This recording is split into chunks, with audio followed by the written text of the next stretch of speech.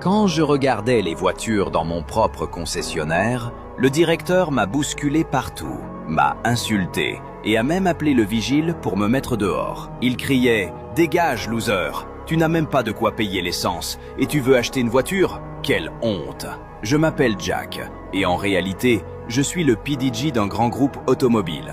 Hier, j'ai décidé de me faire passer pour un vieux monsieur ordinaire et d'entrer dans mon propre concessionnaire. Je voulais voir comment on traite les gens quand on pense qu'ils n'ont rien. Comme je m'y attendais, le directeur ne m'a même pas regardé. « Ne salissez pas la voiture, vieux », a-t-il marmonné. Quelques vendeurs ont ri autour de moi, m'ont évité. Certains se sont même moqués de moi devant les clients. Le vigile m'a dit de ne pas bloquer le passage. Honnêtement, j'aurais pu leur dire qui j'étais, mais je ne l'ai pas fait. Je les ai regardés en silence, prêts à partir. À ce moment-là, quelqu'un a tiré doucement sur ma manche. Je me suis retourné et j'ai vu une jeune vendeuse, nerveuse mais bienveillante. Elle m'a tendu une bouteille d'eau et la fiche du véhicule, en disant doucement « Ne faites pas attention au directeur. Si vous voulez, je peux vous présenter cette voiture. Même si vous ne l'achetez pas, c'est toujours bien de la découvrir. » À cet instant, j'ai su que c'était la bonne personne. Le directeur furieux a crié « T'es folle ou quoi ? Tu montres le modèle haut de gamme à ce vieux pauvre ? Si tu continues à l'aider, je te vire sur le champ !» Je n'ai rien répondu. Je me suis juste dit « Tu vas bientôt le regretter. » Je lui ai tendu un petit papier plié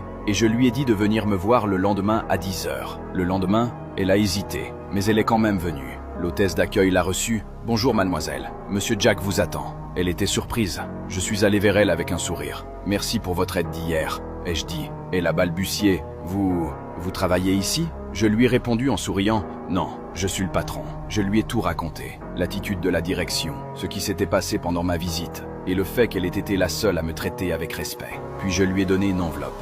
À l'intérieur, il y avait une lettre de bienvenue et une plaque en métal. « À partir d'aujourd'hui, lui ai-je dit, vous êtes notre nouvelle responsable du service client. Parce que votre gentillesse n'a pas de prix, elle vaut plus que l'or. » Ses yeux se sont remplis de larmes. Et j'ai ajouté, n'arrêtez jamais d'être gentil, parce que vous ne savez jamais qui vous regarde.